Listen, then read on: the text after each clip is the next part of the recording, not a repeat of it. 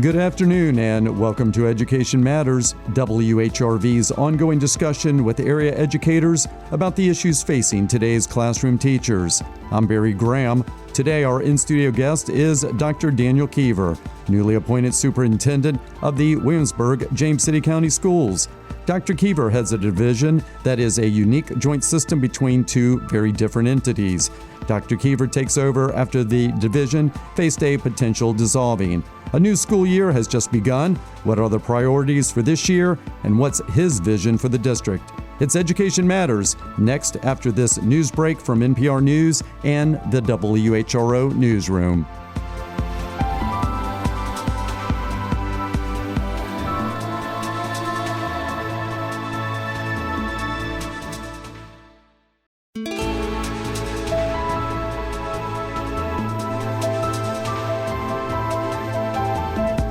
Good afternoon and welcome to Education Matters. I'm Barry Graham and our in-studio guest today is Dr. Daniel Keever, Superintendent of the Williamsburg, James City County Schools.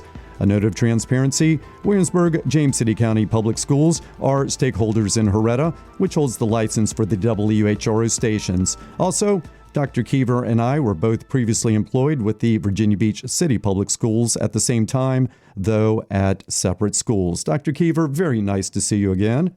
Thanks for having me, Barry. It's great to be here. You are perhaps the only guest that we've ever had on this program who has ascended to heading a division after truly starting in the trenches of public education. You were a school security guard.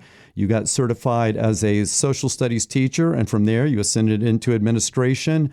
What really drew you into public education?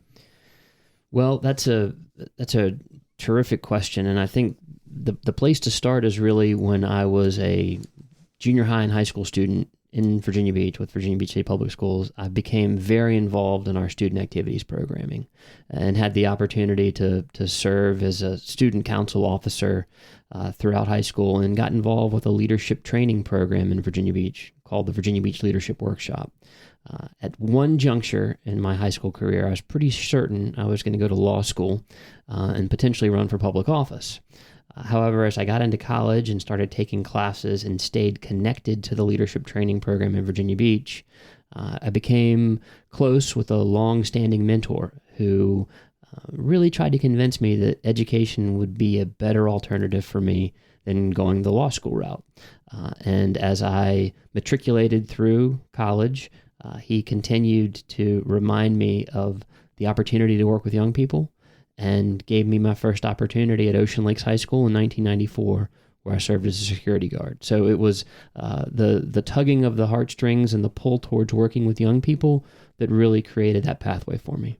What advantages does this provide as someone who's been at practically every single level of the education system to suddenly find yourself heading a division? It gives me a tremendous amount of empathy. Having served as a security guard, in fact, Barry, I also had a commercial driver's license and drove an activity bus, whether it would be for the soccer team to and from or picking students up after a game. I've had, as you mentioned, just about every responsibility within the school division, and it helps me understand some of the specific nuances that each staff member might encounter. I was a classroom teacher. I was administrator in central office. I spent time as a middle school and high school principal. The idea of being multifaceted and having strong understanding across the organization, I think, has really created a strong basis for me to fully recognize what some of the challenges we have in public education are and how best to potentially address those challenges. School superintendent heading a division really requires a very precarious balance. You have to move the division in the right direction. You have to ensure that the kids are learning while you're appeasing a school staff, a school board, government entities, city council, state, and of course, as always, parents and the community. The average tenure for a school superintendent is 6 years. What makes somebody want to take on this responsibility? Now that you read that, I'm not so sure. There is a level of tenuousness to the role of superintendent. I think that my desire to serve in this capacity was really related to being able to be of service to the community. And you're right, there are a number of stakeholders that are very interested in decisions and student achievement and spending and funding. My thought on that is that serving in this role gives you a chance to build relationships across the community with the various stakeholders you mentioned. And it's my desire to be of a broader service. And as I considered different options in terms of what next steps I could take in terms of my career, I felt like this would be a great opportunity for me to continue to learn and then also share some of my leadership gifts and skills with the community of Williamsburg, James City County. I have often said that those involved with public education, it truly is a calling, and you have to feel that calling. I think that's exactly right. My dad, a retired Presbyterian minister, talks about a calling and being called to and called away from, and I do think public education is a calling. I think that the people that work in our school divisions across the Southampton Roads area have a calling to serve young people and work with young people, and I feel that same sense of calling.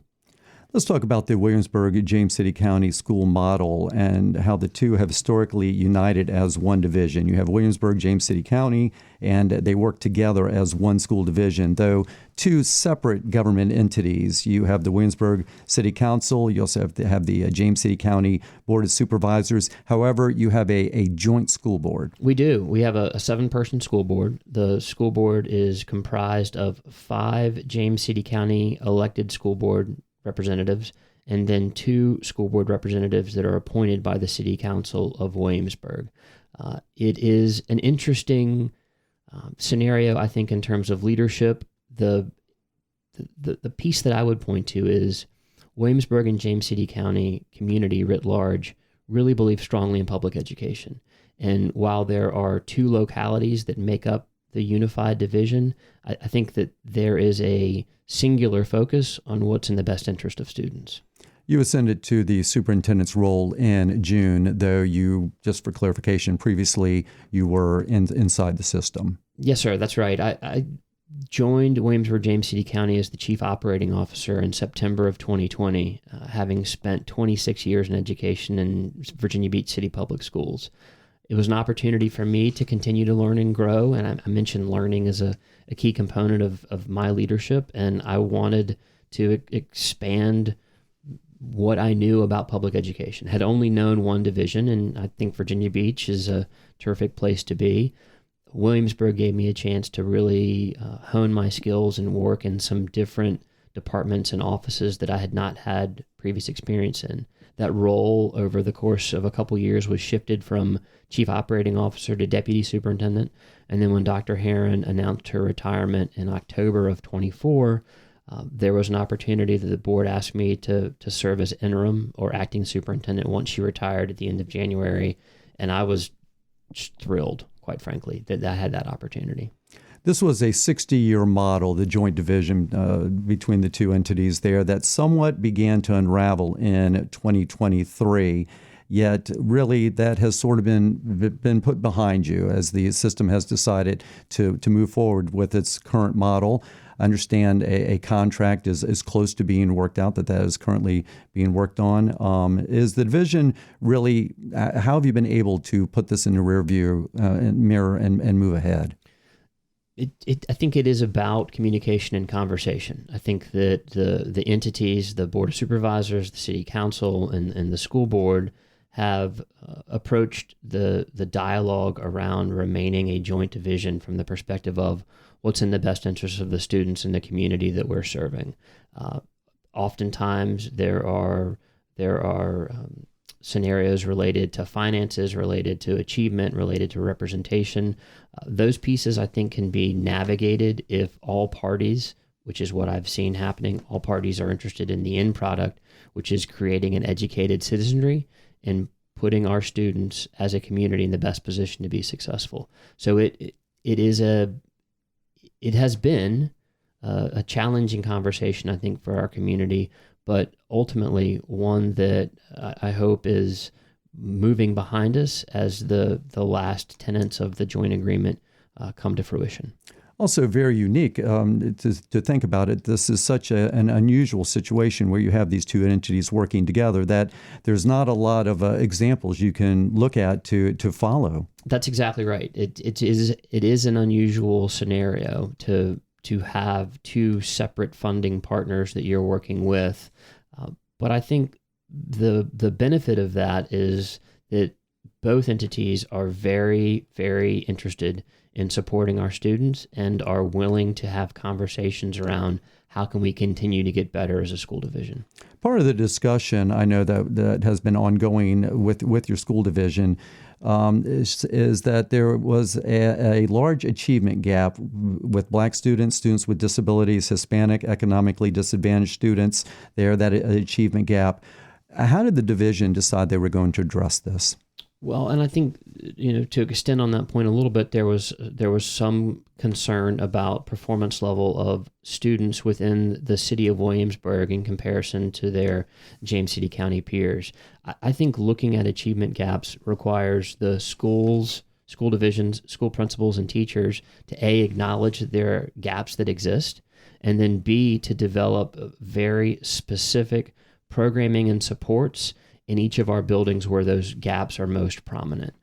The scenario that we are really looking at in our school division is how do we support all of our learners at the level that they need, and whether that's additional resources in terms of personnel resources or additional resources in terms of time with tutoring and working with really key critical tier 1 instructional models as well.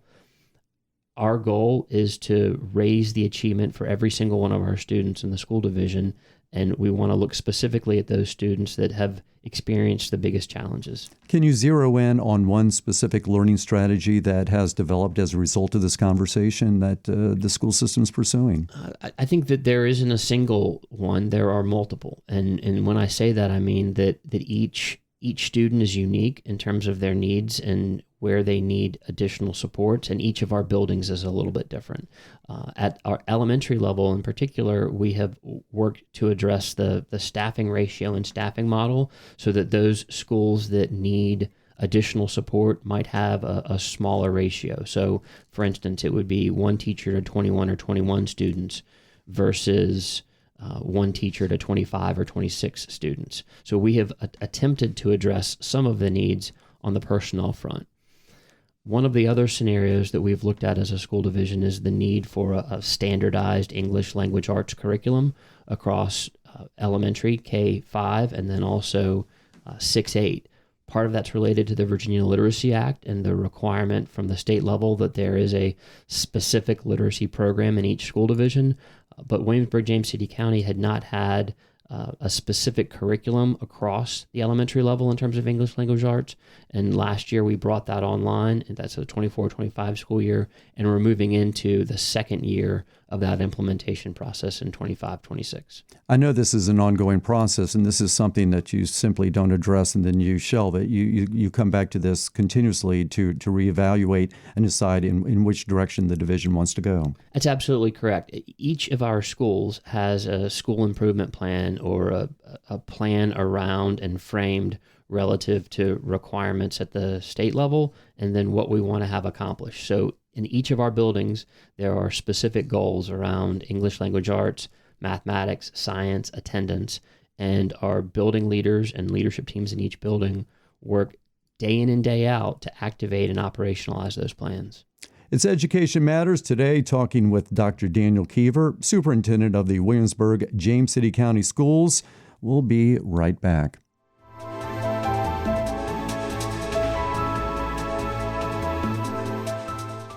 Welcome back to Education Matters. I'm Barry Graham. Today, talking with Dr. Daniel Keever, Superintendent of the Williamsburg, James City County School Division. Dr. Keever was appointed superintendent in June. Dr. Keever, kids today, really learn differently, and technology has really replaced some of the common elements that you and I well remember when we were in school: blackboards, textbook, worksheets. How does the school system really stay abreast of these changes? Instead of resisting, schools really have to embrace things like AI. Does the division really actively look at these trends and maybe even what's coming down the pike? Absolutely. One of the scenarios for us, I think, especially in a model of education that changed dramatically as a result of COVID, and the idea that at one point school divisions were trying to determine if there should be some sort of one-to-one computer scenario, a computer or tablet or laptop for every student. That's commonplace now, and our mode of instructional delivery needs to change and adapt with that. And we are absolutely looking at things like generative AI and what are the implications for generative AI in the classroom, or extending on that at the division level, how can we utilize generative AI to help us be and operate more efficiently or more effectively? We have had some work within our school division around AI. There was a cohort model that the Virginia Department of Education and the School Superintendents Association provided, whereby school divisions could work together and think about what are the implications for artificial intelligence in the school setting broadly, and then what did it mean for your actual community? And our team put together a guidebook around generative AI and when we would encourage students and teachers to utilize AI, when we would ask them to refrain from that, and how do we manage and put guardrails around things like AI. So I mention that to say that we always need to have the eyes on the horizon in terms of what are the next things. Not necessarily that you want to chase shiny objects, but that you are looking to put your students and your staff in the best position to be successful. As an example, I spent some time last March as interim visiting with students on what we call the Student Voices Tour, and had a chance to talk with our middle school and high school students in each building, 25 or 30 students at a time, about things that they loved in terms of their educational experience and things that they really wanted to challenge us on in terms of administratively, how can we make it better? And over again, we heard from students that there's a desire for more real world experiences. And how do we then administratively, working with our instructors and staff, create real world student centered learning experiences? That is an area that I know that we need to continue to learn and grow in as an organization. But that's not just in Williamsburg, James City County. I think we want our students having real world experiences, and how do we get beyond the four walls of the classroom to create those opportunities? It sounds like it was incredibly insightful for you, I'm sure. Oh, it was absolutely amazing. And I learned so much from just listening to students talk about 4 or 5 topics that we talked about. Their instructional hopes and dreams. We talked about their utilization of artificial intelligence. We talked about what helps them feel safe and secure in school. And then we wondered about what we can do as adults to make their experience even better. Let's talk a little bit about the state. There really was a struggle with this new history curriculum that was set to go into effect this year. There were revisions, several drafts, opposition from groups. Were the teachers really ready for that rollout? That's a delicate question, I think, to try to answer, Barry. There oftentimes at the state level or federal level are things that occur that at the local level we need to stay focused on what's right in front of us, and what's right in front of us are the students that show up every day. So I feel like our teachers were prepared to address the new curriculum shifts and changes. I think our team centrally does a nice job of trying to help manage and prepare our teachers for the shifts in objectives that come from VDOE and that come from Richmond. At the same time, I think we had a pretty strong instructional program to begin with. So while there were some shifts, and I know that there were delays at the state level based on feedback from various groups, I feel like we're well positioned to address those. Recent SOL results really look very, very good for your division. Big gains in history. We were just talking about that new curriculum. And also writing, outpacing the state average in all areas. Your history scores were up from the previous year. Reading, writing was up dramatically over the previous year. Math, science.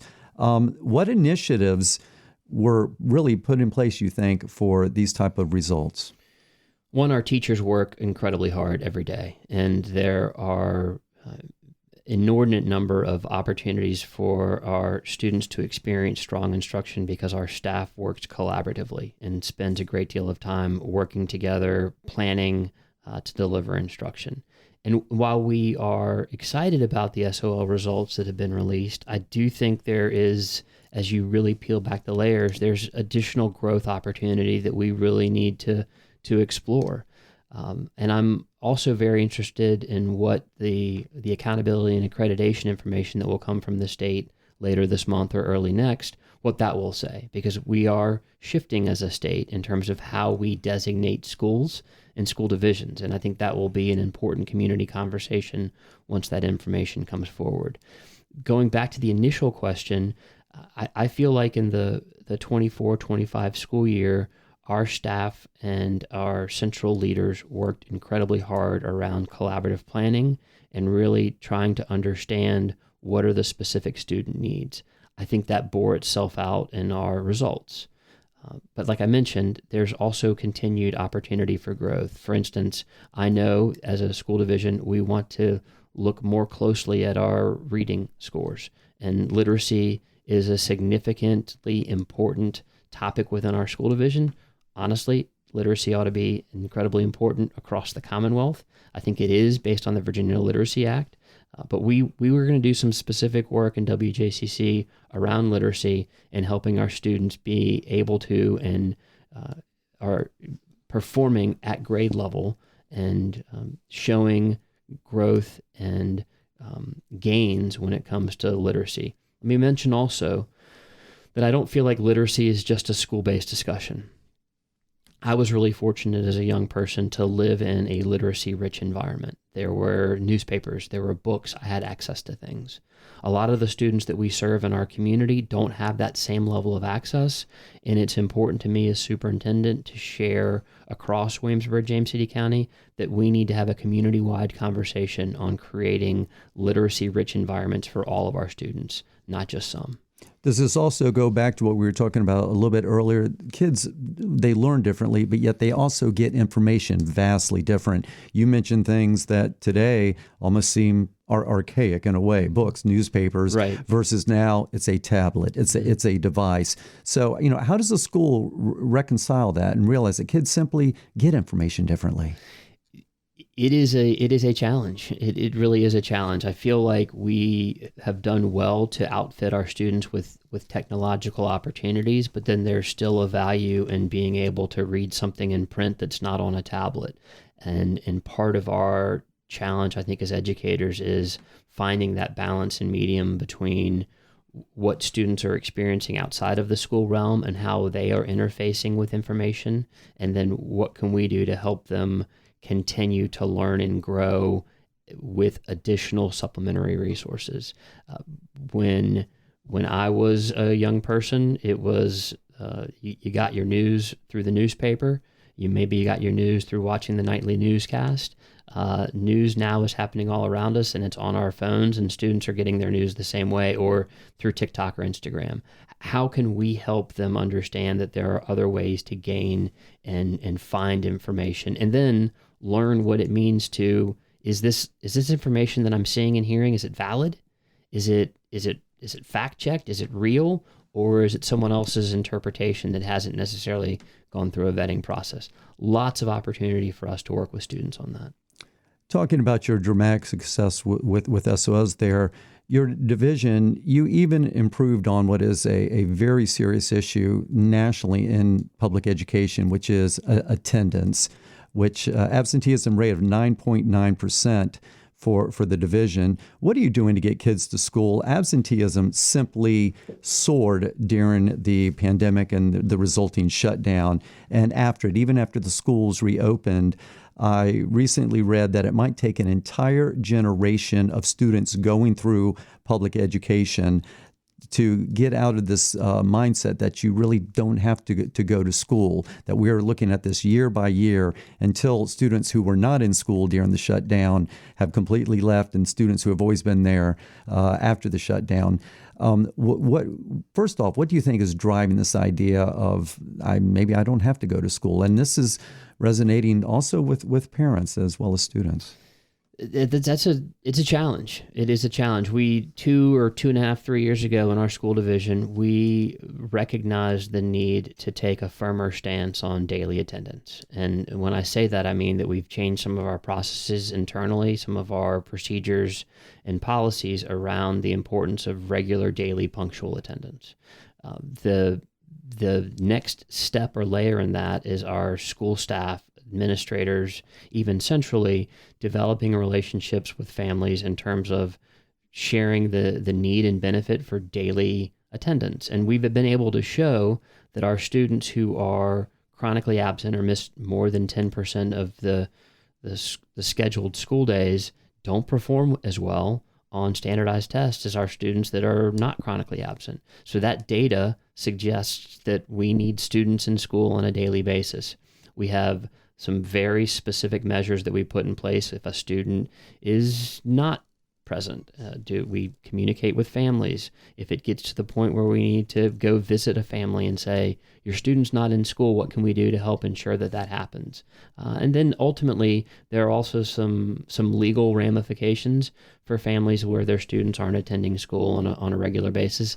That's not our first priority. Our first priority is making and developing relationships with families to help them understand the importance, and also working specifically with students to encourage them and create a safe, welcoming place at school where you feel a part of what's going on. And honestly, Barry, it goes back to some of the experiences I had as a high school student.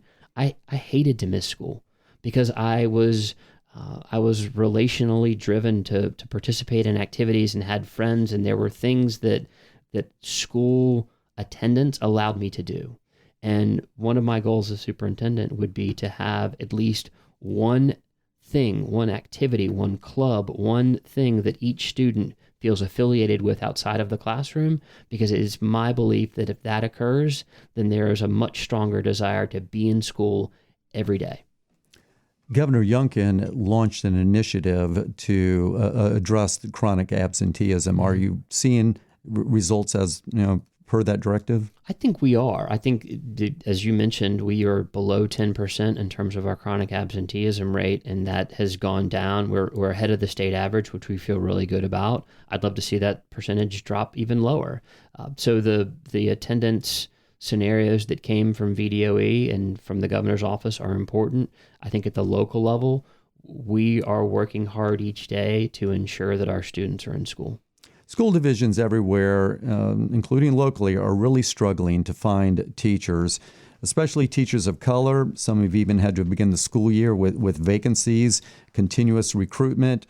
Are you spending much time trying to be ready for the school year and filling vacancies? And also, where's the greatest need in teaching? And in your opinion, following up on that, what's really driving these shortages in education? It's a loaded question. Let's go back to the beginning of it. We felt very fortunate in WJCC that we were 99.7% staffed on the first day of school, maybe just 4 or 5 vacancies, and that felt really good. The Department of Human Resources working with schools. It used to be that the staffing season, I'll back up, it used to be that the staffing season would kick off in January or February for the upcoming school year. It is now, staffing season is now all year long. We are staffing support positions and instructional positions throughout the year because there does feel to be much more transition and changeover for people that get involved in public education. It used to be that you started a job, you worked all school year, and then maybe you'd stop. And maybe you do something different. Now, if I'm done working, I'm just done working and I don't come back anymore. And so that staffing scenario is additionally complicated. We are consistently recruiting. And I hope that there are some people out there that are listening to this now thinking, you know what, I'd love to teach. Maybe I need to see what's available on Williamsburg, James City County's website and then apply for a job. The I think challenge in some ways for us is compensation. Compensation for teachers and staff has been a recurring theme that I've heard from employees in our school division, but I also know across the Commonwealth, there are staff members who feel like they should be better compensated. So compensation is one piece. The other piece for us that we talk about within our school division is the idea of building a culture of feeling supported and valued at work. And that's a that's not a compensation scenario. That's what are we doing as an organization to help you feel valued, to support you, to thank you, to ensure that you feel like you have the resources you need, whether you're a classroom teacher, a high school principal, or a member of our security team, to really do your job to the fullest. So to me, as we're looking to recruit and retain staff, how do we bring people into the organization? And then how do we keep them there by way of the culture and climate that we've created? What do you think is driving nationally teacher shortages? Part of it is the idea that oftentimes some communities, I don't believe it's ours, but some communities are less inclined to see or support public education. And I hope that never occurs in our locality. But I think part of that also is sometimes a high level of criticism for our teachers and staff. We all want to do the best job possible. Sometimes we make mistakes. Sometimes we need to learn from those mistakes. But they're often, and sometimes this comes, I think, at the national level, the teachers and staff members working in education are not always celebrated at the level of professionalism as we would want them to be. And that, I think, deters from folks wanting to get into public ed. I'm sure you have this conversation with other division superintendents about vacancies and how you best go about addressing them. We do, absolutely. And sometimes we give each other a hard time about how many vacancies you have or whether or not you've taken a teacher from our school division and whether we want to bring them back over. I will say that regionally, we have a pretty strong mechanism in place where we won't hire over each other after a certain date that's usually, June 30th. So we have a pretty strong relationship, but we're all looking for the same talent, and we're all looking to be able to create cultures within our school division that when people come in, we're able to keep them because they want to be there. So that's one of the major shifts you're seeing in education, where you said, the recruitment season used to kick off in January, February, versus now it really is year long. It is year long. Recruitment is year long, and we are, if we start the year off with vacancies, we're still trying to hire teachers in. Sometimes we will start the year with a substitute in a classroom. That's not our goal. Sometimes we will reshuffle and remix classes in order to be able to accommodate not having a staff member, but we are hiring all year long. It's Education Matters here on 89.5 WHRV. Today, talking with Dr. Daniel Keever, Superintendent of the Williamsburg, James City County School Division. We'll be right back.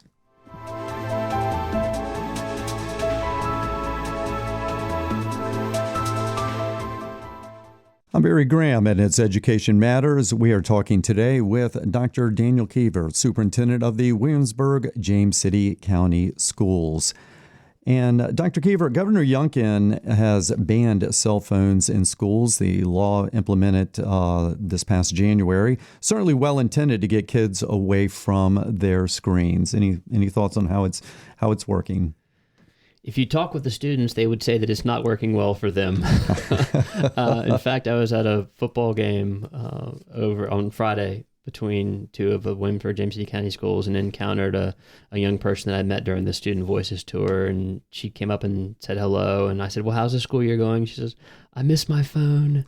And I said to her, I said, well, your phone will be there after the school day is over. So it has been a shift for our young people. In fact, though, in our school division, we, a little bit of, in alignment with Governor Youngkin and the executive order, we actually started in 24, August of 24, where we limited cell phone use during the school day to, it had to be off and away from the beginning of the day to the end of the day. So we felt like, and taking that step in 24, 25, we were ahead of things, and it was a learning experience for us last year, but this year has gone particularly well outside of if you talk to some students about it, because I think they still would like to be able to access their phones at various points.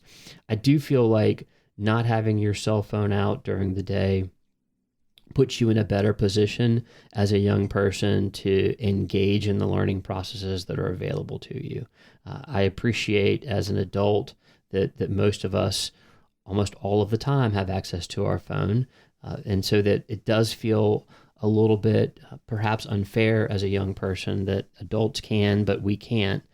I will say, though, that I feel like our instructors, our instructional staff, and administrative staff in buildings feel like it has created a stronger engagement environment for our young people. I talked earlier about how students just learn differently, and the nature of the classroom today is vastly different than when you and I were in school. Is this just part of that paradigm? Cell phones, devices being readily available? It probably is part of that paradigm. I think also we want to continue to look at the amount of time during the school day that our young people spend looking at a screen. And the scenario that personally, as superintendent, I'm not necessarily interested in our students coming into school at the beginning of the day and being behind a screen throughout the entire day. I want us to have a legitimate interaction with one another, to communicate with one another, to talk, to write, to listen to each other. And so I feel like while the technology is incredibly important and impactful, we also need to be mindful of the screen time and try to help provide and set some limits around that so that there is opportunity for interaction, relationship building, and learning from one another. Let's talk about the 25-26 school year. Will there be any new initiatives for the division or priorities for the Williamsburg, James City County schools? We, as a school division, have brought on a new math curriculum, and that I mentioned earlier that we are in the second year of our English language arts curriculum at the K-5 level, and we then are expanding the English language arts for 6-8. There's a new math curriculum at the elementary level. Those items really, to me, fall under the umbrella of our strategic plan, which is Elevate 28. That plan has 5 priorities, with the absolute key priority focusing on student achievement and the opportunity to be college and career ready. The additional 4 priorities are supporting priorities. So relative to new initiatives, not specifically, we want to continue to get better at the things that we have felt good about previously, because we're not ready to rest on our laurels. From somebody who worked on curriculum committees back when I was inside the school system, I often would tell people these are not initiatives and ideas that simply percolate over the summer. This is actually very often years in the planning to roll out some of these new initiatives and or new curriculum like you were just talking about. That's absolutely true. And I know that oftentimes when you bring on new textbooks or new curriculum, it's a challenge for teachers, because teachers are working an inordinate amount of time now, but we've tried as an organization to set up training in late June. So one school year has ended, and then we try to bring folks together and are able to try to pay them to participate, to do some training in June, to then give them the summer if they want to continue to look at it, but to be set up so that it's not, I come back in August and hear all these things that have changed. Sometimes we're better than others, but it is a process that takes a number of people working on, and it's not an overnight scenario. It's not a group of people sitting in an office in August saying, hey, let's do this next year. It is a thoughtful, articulated plan, and we want that to really be focused on what is the strategic plan for the school division and how do we help activate that. And when you pursue some of these initiatives and ideas, teachers very much are involved in this decision-making process and the best way to pursue it. That's absolutely true. And we value the voice of teachers. We value the voice of staff. Our school division has a teacher forum group. Our school division also has a support employee forum group where we talk about ideas. We ask for opinions and feedback. One of the things I shared with our staff, and parenthetically, as the new superintendent, I went and visited all 17 of our staffs during 2 weeks in August. Spent about an hour with each group so that I could best understand from their perspective areas that we really needed to focus on as a school division.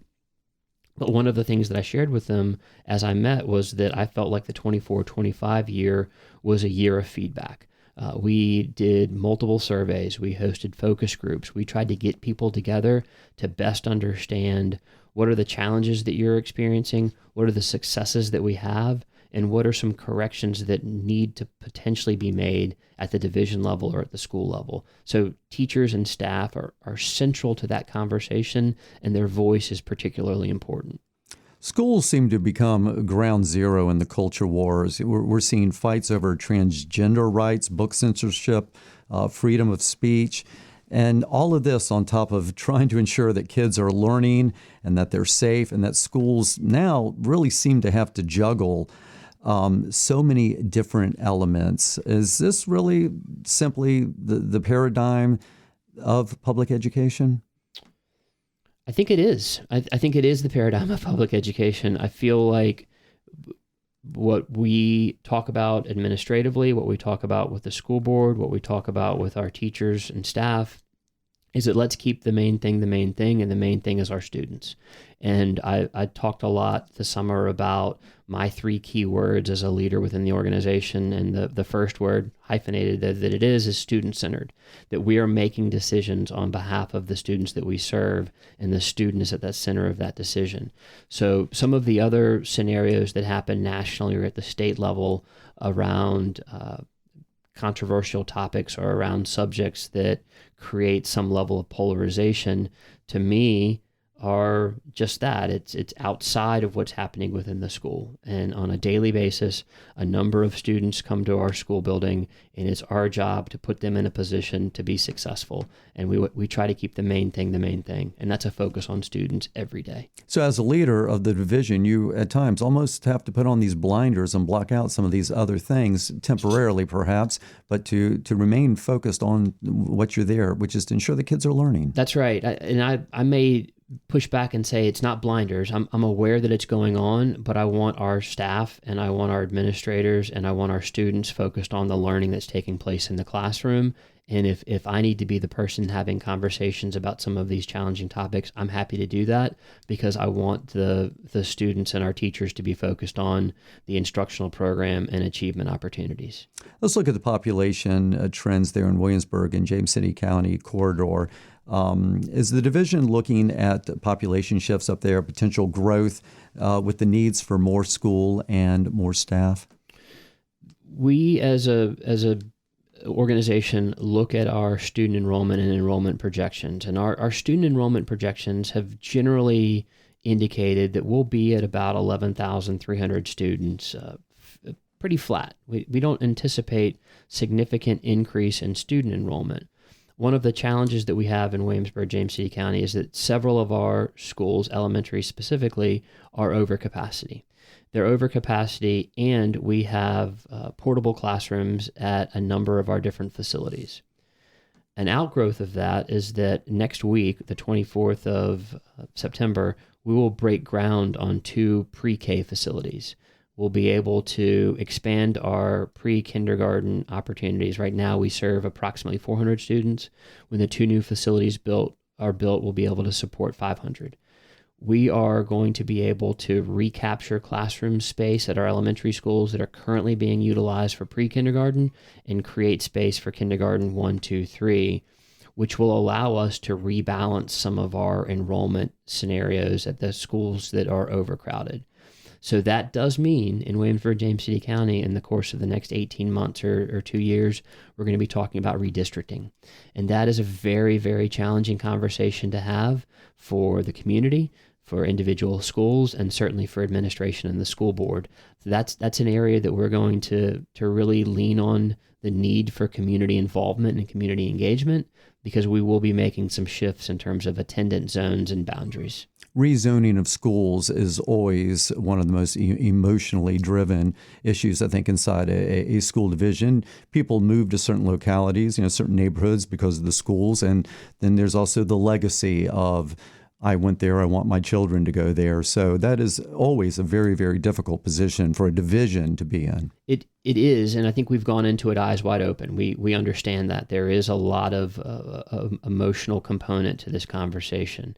The piece of the puzzle for me, and that we'll continue to talk about, is we are, in essence, bound to redistrict as a result of opening the 2 new pre-K facilities, because we have students that are in portable classrooms that we want to bring into the building, and we need to better utilize the space that we do have.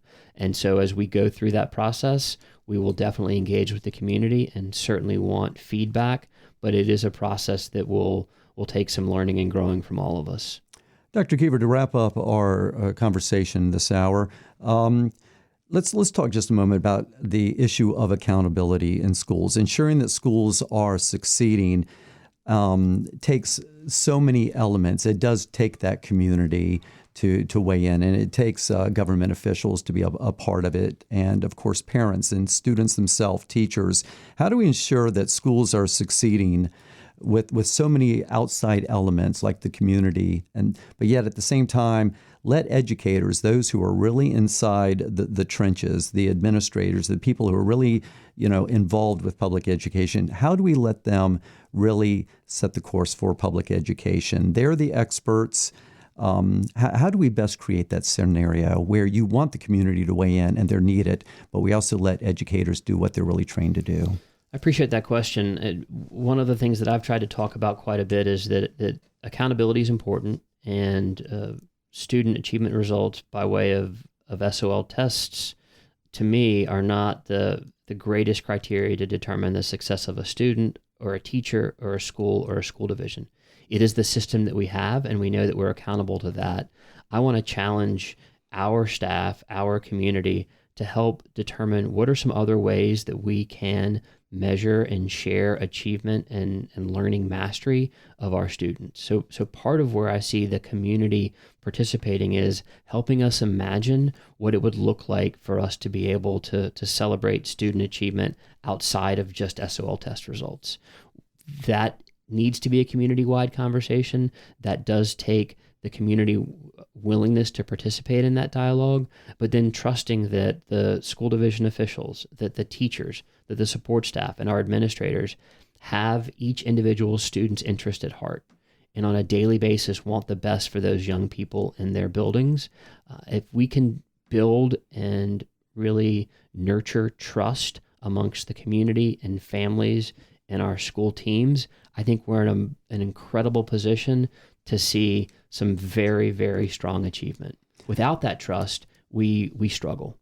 I realize you have only been on the job as far as superintendent, though certainly involved with the division for a number of years. You've been there just a short time as superintendent, though. Something you've learned these past few months? The job is never ending. It is a phenomenal opportunity to serve, but I spend just about every second and every minute of every day thinking about how we can get better, and that has been a tremendous learning experience for me. Thank you so much for being here today. Been my pleasure. Our thanks to Dr. Daniel Keever, Superintendent of the Williamsburg James City County Schools. You can find out more information about the Williamsburg James City County School Division at wjccschools.com. Williamsburg James City County Public Schools are stakeholders in Heretta, which holds the license for the WHRO stations. All inquiries submitted by the public and addressed in the program were sourced exclusively from social media posts. These posts are publicly accessible and may be viewed on our official social media channels by searching for WHRO Public Media. I'm Barry Graham, host and producer for the program. Our audio engineer is Jordan Christie, and our theme music is an original composition by Todd Washburn. Special thanks to WHRO CEO Bert Schmidt, WHRO Chief Content Officer Heather Mazzoni, Senior Director for Audio Content and Audience Strategy Chuck Dowd. This and previous Education Matter programs can be found on demand at WHRO.org. Thank you for joining us for Education Matters.